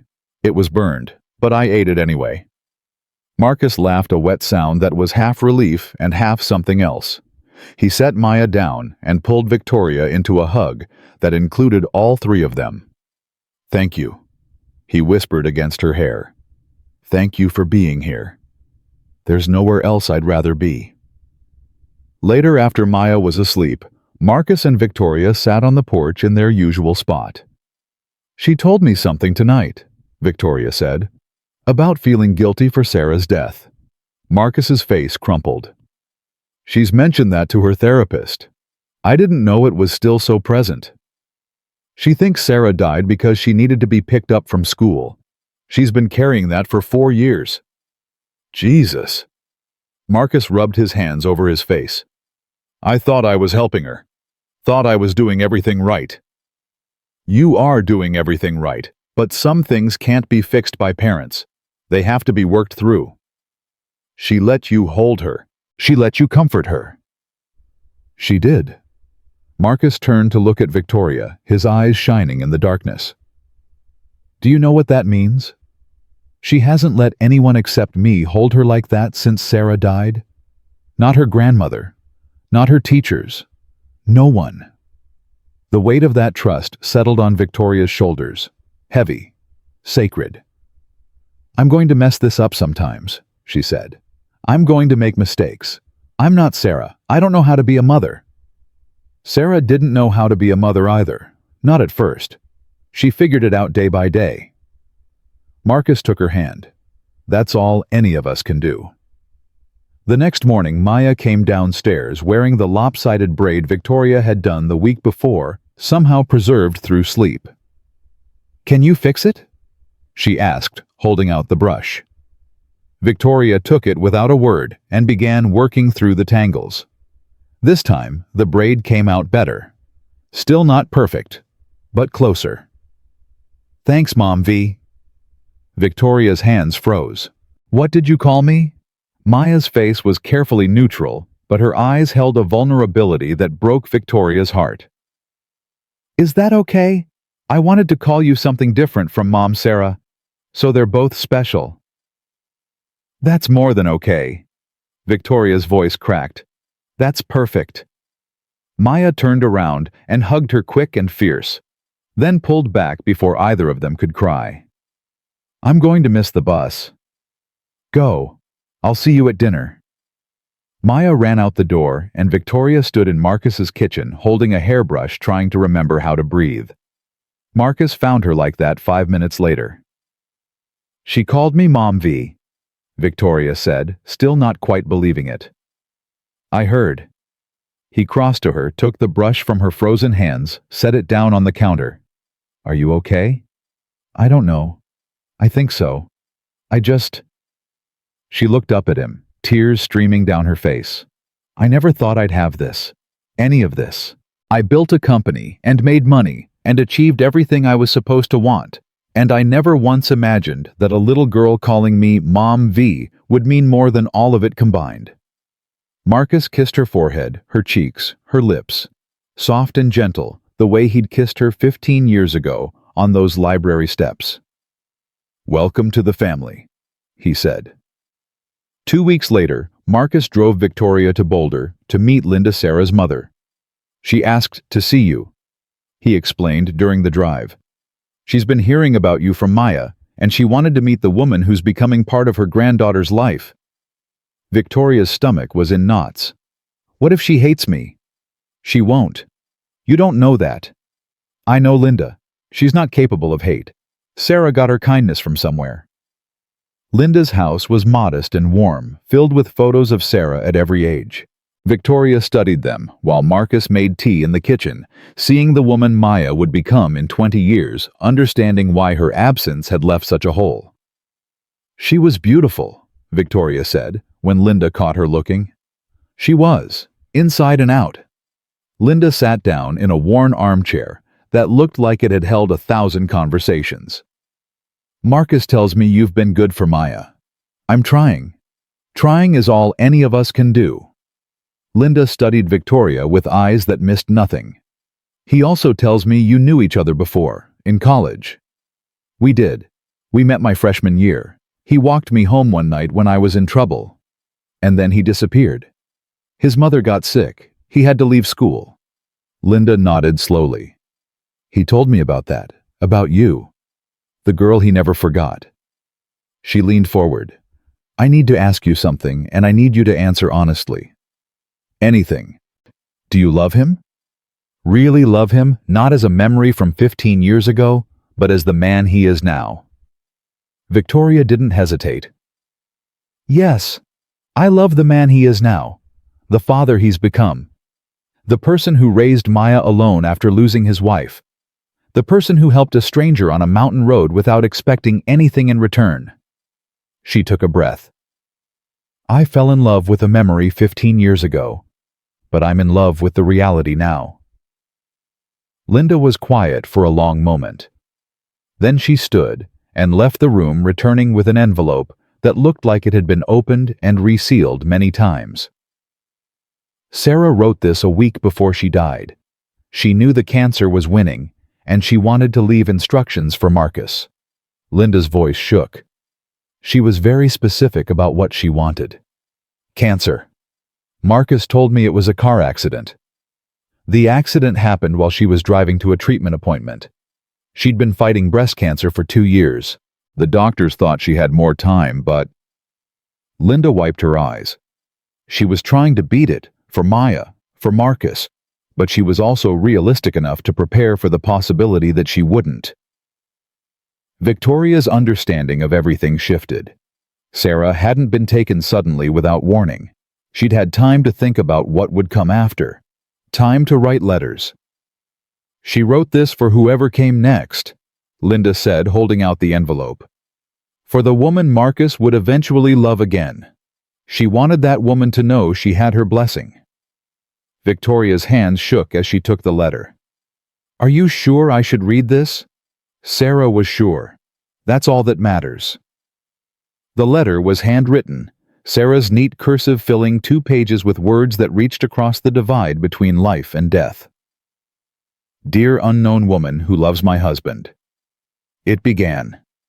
If you're reading this, then Marcus has found you. Or you've found him. Either way, I'm grateful. Victoria read through tears that blurred the words, but couldn't stop the meaning. Sarah wrote about her fears for Maya growing up without a mother. About her hopes that Marcus would find someone who could love their daughter as fiercely as she did. About her belief that love wasn't finite, that there was room in the human heart for loss and new beginnings both. Please don't try to replace me, the letter said. That's not what Maya needs, and it's not what Marcus needs. They need someone who will honor what we had while building something new. Someone who will make sure Maya remembers me while also giving her new memories to cherish. The final paragraph destroyed what was left of Victoria's composure. If you're reading this, you've already passed the hardest test. You've stayed. You've shown up. You've loved them through the grief and the doubt and the fear. That's all I ever wanted for my family. Someone who would stay. So stay. Keep staying. And when Maya calls you mom, whatever form that takes, know that you have my blessing. That you have my gratitude. That wherever I am, I'm cheering for you. With love and hope, Sarah Victoria set the letter down and wept. Linda held her while she cried, this stranger who had every reason to resent her presence offering comfort instead of judgment. She would have liked you, Linda said. She valued strength and determination, people who did what needed doing without complaint. How can you be so kind to me? I'm stepping into your daughter's place. You're not stepping into her place. You're creating your own. Linda pulled back and looked Victoria in the eyes. Sarah's place in our family will always be Sarah's. But there's room for you too. There's room for everyone who loves Marcus and Maya. Victoria wiped her face. I don't deserve this much grace. None of us deserve grace. That's what makes it grace. Marcus appeared in the doorway, his face worried. Everything okay? Everything's fine, Linda said. Better than fine. I was just giving Victoria something Sarah wanted her to have. She showed him the letter. Victoria watched his face as he read it, watched the grief and love and gratitude move across his features like weather. She wrote this. He said, his voice thick. She actually wrote this. She wanted to make sure you'd be okay, that you wouldn't spend your life alone out of loyalty to her memory. Marcus looked at Victoria with something raw and unguarded in his eyes. She gave us permission. She gave us more than that. She gave us her blessing. They drove back to Ridgemont in silence, but it was a different kind of silence now. Lighter. Freer. As if Sarah's letter had lifted a weight they hadn't even known they were carrying. That night after Maya was in bed, Marcus pulled Victoria out to the porch. I've been thinking about something, he said. About what comes next. What do you mean? I mean us. This, where it's going. He took both her hands in his. I know it's only been a few months. I know we still have a lot to figure out, but I don't want to figure it out separately anymore. I want to figure it out together, in the same house, as a family. Victoria's heart pounded. Are you asking me to move in? I'm asking you to stay, permanently, to stop splitting your life between Denver and here and make this your home. He paused. And maybe eventually, when we're ready to make it official. Official how? Marcus reached into his pocket and pulled out a small velvet box. Inside was a ring, not diamond, but something simpler. A band of titanium with an intricate pattern etched around it, gears and pistons rendered in miniature. I made this in the shop. Took me about 40 hours over the past few weeks. The pattern is based on the engine of a 1969 Mustang, the first car I ever rebuilt with my dad. His voice shook. I wanted to give you something that meant something, not just money, not just status, something that came from my hands and my heart. Victoria couldn't breathe, couldn't think, could only stare at this ring that represented everything she'd never known she wanted. I'm not asking you to marry me tonight, Marcus continued. I'm asking you to say yes to the possibility, to wear this ring as a promise that we're moving towards something, that you're not going anywhere and neither am I. Yes. The word came out before Victoria could stop it. Yes, to all of it. The ring, the promise, the possibility. Marcus slid the ring onto her finger. It fit perfectly, because of course he'd measured her jewelry when she wasn't paying attention. Because that's who Marcus was. The kind of man who noticed things, who paid attention, who showed up. I love you, he said. I love you too. Victoria looked at the ring on her finger at this man who had fixed her car on a mountain road and somehow fixed her life in the process. I love you, and I love Maya, and I love this stupid little town where everyone knows everyone. Is that a yes to everything? That's a yes to everything. They kissed on the porch where so many important conversations had happened, sealing a promise that had started 15 years ago and finally found its completion. Tomorrow, they would tell Maya. Tomorrow, they would start planning whatever came next.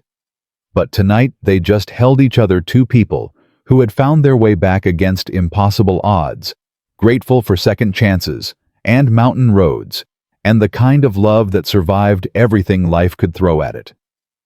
Maya took the news better than either of them expected. They told her the next morning over pancakes, Marcus's specialty, the kind with chocolate chips that he only made on special occasions. Maya looked at the ring on Victoria's finger, then at her father, then back at Victoria. Does this mean you're staying forever? That's the plan. Promise. Victoria knelt down to be eye level with Maya, the same way she'd learned to do when something important needed to be said. I promise. No more Denver apartment. No more splitting my time. This is my home now. You and your dad are my home. Maya considered this with the seriousness she brought to everything. What do I call you when you're married? Whatever feels right to you. Can I still call you Mom V? I would love that. Maya nodded slowly, then threw her arms around Victoria's neck. Okay. But I want to be in the wedding. Like really in it. Not just watching. You can be whatever you want to be. I want to be the one who gives you to Dad. Like in the movies when the dad walks the bride down the aisle. Maya pulled back her face determined. Except I'll walk you to Dad. Because you're joining our family, not the other way around. Victoria looked at Marcus, who was wiping his eyes with the back of his hand. That sounds perfect, Victoria said. The wedding planning revealed just how different their worlds still were. Victoria's assistant suggested venues that could accommodate 300 guests. Marcus looked at her like she'd proposed holding the ceremony on Mars. 300 people I don't even know. 300 people. I do. Between board members, business associates, investors. Do you actually want any of those people at our wedding? Victoria stopped, thought about it. Really thought about it for the first time. No, she admitted. I don't. They compromised on 75 guests. Family, real friends. The people from Ridgemont, who had become Victoria's community over the past months. Nancy from the coffee shop. Maria from the garage. The parents from Maya's soccer team who had welcomed Victoria into their bleacher conversations. And Victoria's board members, because some bridges needed maintaining even when you were building a new life. The venue was the small Baptist church where Marcus and Sarah had been married. Victoria had resisted at first the idea of standing where another woman had stood, making vows that another woman had made. Marcus understood her hesitation. We don't have to use the church, he said. We can find somewhere else. No, I want to. Victoria took his hand. Sarah was part of your life. She's part of Maya's life. Pretending she didn't exist won't make this easier. It'll just make it dishonest. Are you sure? I'm sure. Besides, Linda told me Sarah would have wanted this. She literally wrote a letter giving us her blessing. The church it was. Maya threw herself into planning with an intensity that bordered on obsession. She sketched dress designs, debated flower arrangements, created a spreadsheet of tasks that would have impressed Victoria's most organized project managers. Where did you learn to do this? Victoria asked, looking at the color-coded timeline Maya had created. YouTube. And also I asked Maria how Dad proposed to Mom Sarah, and she told me about all the things that went wrong at that wedding, so I'm making sure none of them happen at yours. What went wrong? The flowers were the wrong color. The cake was late. Uncle Jerome got drunk and tried to make a toast that lasted 20 minutes. Maya wrinkled her nose. We don't have an Uncle Jerome, so that one's not a problem. No, we don't. But I made a backup plan for the flowers and the cake anyway, just in case. Victoria hugged this fierce, organized, wonderful little girl who had somehow become hers. You're going to run a company someday. Maybe. Or maybe I'll be a scientist. I haven't decided yet. 2 weeks before the wedding, Victoria received an unexpected visitor at the coffee shop. Her mother. Dorothy Mitchell walked through the door looking older than her 63 years, worn down by decades of hard living and harder choices. Victoria hadn't seen her in 5 years, not since their last fight about money and boundaries and all the ways Dorothy had failed as a parent. Victoria. Dorothy's voice was hesitant, uncertain. I heard you were getting married. How did you hear that? I still have some contacts in Denver. People talk. Dorothy slid into the seat across from Victoria without being invited. I wanted to see you, to congratulate you, and to ask for money. The accusation was harsh, but earned. Every conversation with her mother for the past 20 years had eventually led to a request for cash. Dorothy flinched. I deserve that. I know I do. You deserve a lot of things. Silence stretched between them, heavy with history neither of them knew how to address. I'm sober, Dorothy finally said. 18 months now. I go to meetings. I have a sponsor. She pulled out a chip from her pocket, the kind they gave out at AA for milestones. I'm not here for money. I'm here because I heard my daughter was happy, and I wanted to see it with my own eyes. Victoria looked at the chip at her mother's trembling hands, at the hope and fear warring on a face that had once been beautiful before addiction had ravaged it. Why now? Because I'm dying. Dorothy said it matter-of-factly the way people did when they'd had time to make peace with bad news. Liver damage. From the drinking. Doctors say I've got maybe a year, maybe less. Victoria's breath caught. She'd spent so many years being angry at this woman building walls against the pain Dorothy had caused that she'd forgotten how to feel anything else. I'm sorry, she said. I didn't know. How could you? I haven't exactly kept in touch. Dorothy reached across the table, her hand stopping just short of Victoria's. I'm not asking for forgiveness. I don't deserve it. I'm just asking for a chance to see you happy before I go. Why does that matter to you? Because I failed you, Victoria. In every way a mother can fail a child, I failed you. But you turned out amazing anyway. You built something. You became someone. And now you're marrying a man who looks at you like you hung the moon. Dorothy's eyes were wet. I want to see that. Just once. I want to see my daughter loved the way she should have been loved all along. Victoria sat with the weight of that request. The anger was still there, years of it calcified into something hard and protective. But underneath it, buried so deep she'd almost forgotten it existed, was the little girl who had just wanted her mother to show up. The wedding is in 2 weeks. Small church, small town. Nothing fancy. I don't need fancy. You can come. But you'll sit in the back and you won't cause a scene, and you won't ask me for anything except what I'm willing to give. Dorothy nodded, tears spilling over. Thank you, Victoria. Don't thank me yet. This isn't forgiveness. This is a chance. What you do with it is up to you. Victoria told Marcus about Dorothy that night. Your mother's coming to the wedding. If she behaves herself. How do you feel about that? Victoria considered the question. Scared, angry, hopeful, all at once.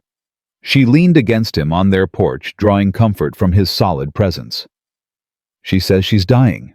Liver damage. Jesus. I know. Are you okay? I don't know. I've spent so long hating her for what she did for who she was. And now she's dying and she's sober and she wants to see me get married. Victoria's voice cracked. What am I supposed to do with that? Marcus pulled her closer. You're supposed to feel whatever you feel. There's no right answer here. I want to forgive her. Part of me does. But another part of me is still that little girl coming home from school to find her passed out on the couch, bottles everywhere. No dinner, made no one to help with homework. The tears came, then surprising her with their intensity. How do I forgive that? Maybe forgiveness isn't something you do all at once. Maybe it's something you work toward, a little bit at a time. Is that how it was with me when I treated you like a threat that first day? Marcus was quiet for a moment. That was different. We didn't have history. Your mother has years of hurt to answer for. But you forgave me. I did. Because you showed me who you really are underneath the fear and the walls. You showed up. You kept showing up. He kissed her forehead. Maybe your mother needs the same chance. The wedding day arrived with Colorado spring weather that couldn't decide between sunshine and clouds. Victoria woke in her cabin for the last time, surrounded by boxes that would be moved to Marcus's house, their house after the honeymoon. She lay in bed watching the light shift across the ceiling, thinking about the journey that had brought her here. A broken-down car on a mountain road. A man she'd treated with suspicion who turned out to be the love of her life. A little girl who'd taught her more about courage than any boardroom battle ever had. Maria arrived at noon with Maya in tow, both of them armed with makeup and hair supplies. They transformed the cabin into a preparation headquarters, music playing, laughter, echoing the kind of joyful chaos Victoria had never experienced growing up. "You look nervous," Maya said, watching Victoria apply mascara with shaking hands. "I am nervous."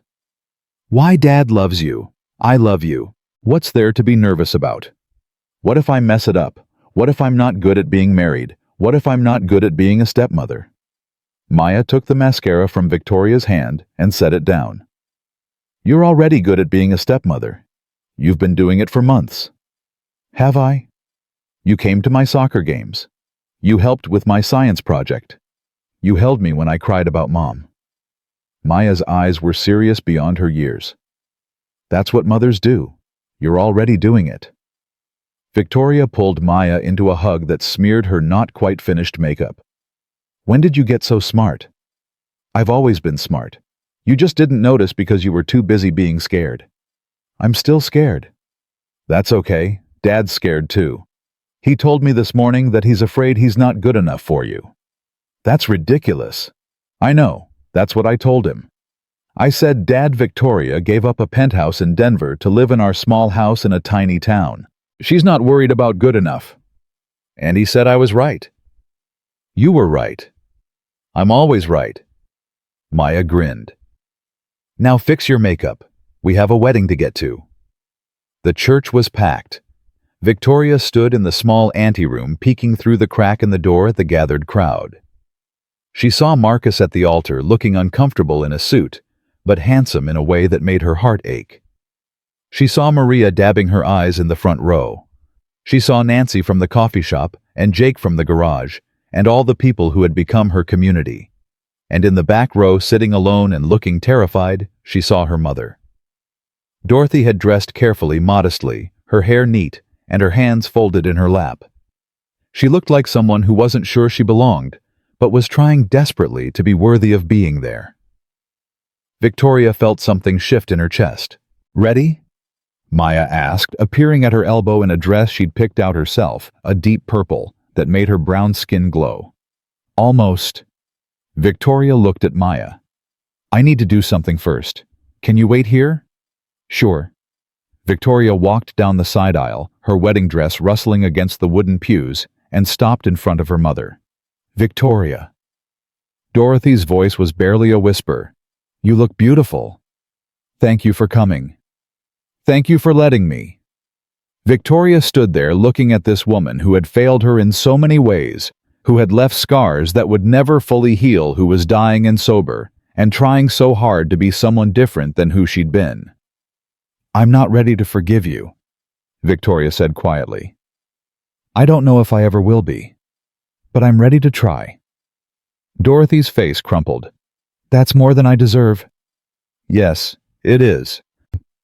Victoria reached out and took her mother's hand, feeling the bones beneath the thin skin, the fragility of a body that was giving up. "But I'm learning that love isn't about what people deserve. It's about what we're willing to give." "Who taught you that?" Victoria looked toward the altar where Marcus was watching her with concern and love in his eyes. "A man who helped a stranger on a mountain road without expecting anything in return, and a little girl who lost her mother and still found room in her heart for me." Dorothy squeezed her hand. Go get married. I'll be here." Victoria walked back to where Maya was waiting, her heart lighter than it had been in years. "What was that about?" Maya asked. "Making peace with the past." "Did it work?" "I don't know yet, but it's a start." Maya took Victoria's arm, and together they walked to the entrance of the church. The music changed and everyone stood, and Victoria saw Marcus's face transform when he saw her. She had been looked at by investors worth billions of dollars. She had been looked at by competitors who wanted to destroy her, and partners who wanted to use her. She had been looked at 1,000 different ways by 1,000 different people. None of them had ever looked at her the way Marcus Williams looked at her as she walked down the aisle with his daughter at her side. Like she was coming home. The ceremony was simple and beautiful. The minister spoke about second chances and families formed through choice rather than obligation. She acknowledged Sarah's place in their history with grace that made Linda smile through tears in the front row. Maya read a poem she'd written herself about finding family in unexpected places. Her voice shook but didn't break, and when she finished, there wasn't a dry eye in the church. Then it was time for vows. Marcus went first. Victoria, 15 years ago, you were a scared freshman who needed help, and I was a broke college kid who happened to be in the right place at the right time. I thought about you every day after I had to leave. I told myself it was a memory that what we had wasn't real, because it was too short to be real. His voice steadied. I was wrong. What we had was the most real thing I'd ever experienced. And then life gave us a second chance. You came back. You stayed. You loved my daughter like she was your own. You taught me that it's possible to honor the past while building something new. He paused, emotion thick in his throat. I promise to love you, to choose you, to show up for you every single day for the rest of my life. Not because you're the woman I remembered from college, but because you're the woman I fell in love with right here, right now in this life we're building together. Victoria's turn. Marcus, I spent 15 years building an empire. I achieved everything I was supposed to want, and I was empty. Then I broke down on a mountain road, and you stopped to help me. And I treated you like a threat. She heard a few surprised murmurs from the guests who hadn't known that part of the story. I clutched my purse. I called 911. I looked at you and saw something to be afraid of instead of someone who wanted to help. And you fixed my car anyway. You smiled at me anyway. You showed me grace I didn't deserve. She took a breath. That's who you are. Someone who shows up. Someone who helps without expecting anything in return. Someone who raised a daughter alone after losing his wife and never once complained about how hard it was. Victoria's voice broke, but she kept going. I don't deserve you. I know that. But I'm going to spend the rest of my life trying to be worthy of the chance you've given me. I'm going to show up. I'm going to stay. I'm going to love you and Maya with everything I have. And I'm going to learn how to build a life that's about people instead of achievements. The minister pronounced them married, and Marcus kissed her with a tenderness that made her cry. Maya cheered, the congregation applauded, and Victoria Ashford became Victoria Williams in a small church in a tiny town she'd never heard of 6 months ago. The reception was held at Marcus's garage, transformed by strings of lights and borrowed tables into something magical. Victoria's catering company mingled with Ridgemont potluck dishes, a fusion that represented everything about their merged lives. Her CFO learned line dancing from Nancy. Maria taught Victoria's board members how to change a tire. Maya ran between groups, making sure everyone was happy, playing hostess with a seriousness that made Victoria's heart swell. During the first dance, Marcus held her close and whispered in her ear, "No regrets. Not a single one. Even though you're now married to a mechanic instead of some corporate executive. Especially because of that." Victoria pulled back enough to look at him. The corporate executives never understood what mattered. And what matters? This, you, Maya. Coming home to people who love me for who I am instead of what I've achieved. That's funny? What is? That's exactly what Sarah told me on our wedding day. That love isn't about achievements. It's about showing up. Victoria smiled. She sounds like a wise woman. She was. And I think she'd be glad to know I found another one. Later, after cake had been cut and toasts delivered, Dorothy approached Victoria with hesitant steps. I should go. I've stayed longer than I meant to. You don't have to leave. I think I do. This is your day, your family. I don't want to intrude. Dorothy paused. But thank you. For letting me be here. For giving me this memory. Victoria looked at her mother, at the years of pain and anger between them, at the possibility of something different, if they both were brave enough to try. Come to dinner next week. Meet Marcus properly. Meet Maya. Dorothy's eyes widened. Are you sure? No. But I'm willing to try if you are. I am. I promise I am. Victoria hugged her mother for the first time in 20 years. It was awkward and brief and nothing like the embraces she shared with Marcus and Maya. But it was a start. When the reception wound down and the guests departed, Victoria found herself on the porch of the house that was now hers, watching stars emerge over the Colorado mountains. Maya had been carried to bed exhausted from her day of hostessing. Marcus sat beside Victoria, his tie loosened his hair, disheveled, looking happier than she'd ever seen him. "Mrs. Williams," he said, testing the name. "That's me." "How does it feel?" Victoria thought about the question. About the penthouse in Denver that had been sold last month. About the company that was running smoothly under her COO's leadership. About the life she'd built, and the life she was building now. "It feels like I finally figured out what success actually means." "And what does it mean?" "This." She gestured at the modest house, the quiet street, the ordinary life that surrounded them. "Not the size of your bank account, or the title on your business card. Success is having people who wait for you to come home. People who love you, not for what you can give them, but for who you are." Marcus pulled her close. "I love you, Victoria Williams." "I love you too, Marcus Williams." They sat in comfortable silence, two people who had found each other against impossible odds, grateful for second chances and mountain roads, and the courage to build something new from the wreckage of what they'd lost. 6 months later, Victoria stood at Maya's 9th birthday party watching her daughter play with friends in the backyard. Marcus was manning the grill, burning hot dogs with the cheerful incompetence she'd come to love. Maria had brought her famous potato salad. Nancy had brought a cake she'd baked herself. Linda sat in a lawn chair telling stories about Sarah to anyone who would listen, keeping her daughter's memory alive in the best possible way. And Dorothy, frail but present, sat beside her, listening to every word.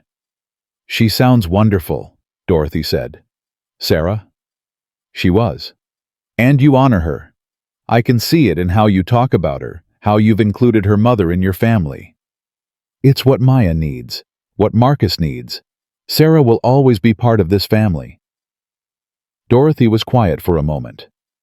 "I wish I'd been that kind of mother, the kind worth remembering." "You can be now." "Is that possible? This late?" Victoria looked at her mother, at the woman who had failed her in so many ways, who was dying slowly, but spending whatever time she had left, trying to make amends. "I used to think the past defined everything, that who you were determined who you'd always be." She paused. "I was wrong. We can change. We can grow. We can become someone better than we were if we're willing to do the work." "You really believe that?" "I have to, because if it's not true for you, then it's not true for me either. And I refuse to believe that the woman who clutched her purse on that mountain road is the same woman standing here today." Maya ran over, breathless and grinning. "Mom v. Dad's burning the hot dogs again. I'll handle it." Victoria walked across the yard to where Marcus was creating small fires on the grill, and she took the spatula from his hands with a kiss on his cheek. "I've got this." "You sure?" "I'm sure." She flipped the hot dogs expertly, a skill she'd learned from YouTube tutorials and Maria's patient instruction. "Go play with Maya. I'll call you when they're ready." Marcus looked at her with that expression she'd never get tired of seeing. Love, gratitude, wonder that she was really here, really his really home. "I love you," he said. "I love you too. Now go. Your daughter's waiting." He went, and Victoria stood at the grill in the backyard of her modest house in a tiny Colorado town, watching her husband chase their daughter through the grass while their extended family laughed and cheered. She had given up a penthouse. She had given up daily control of an empire.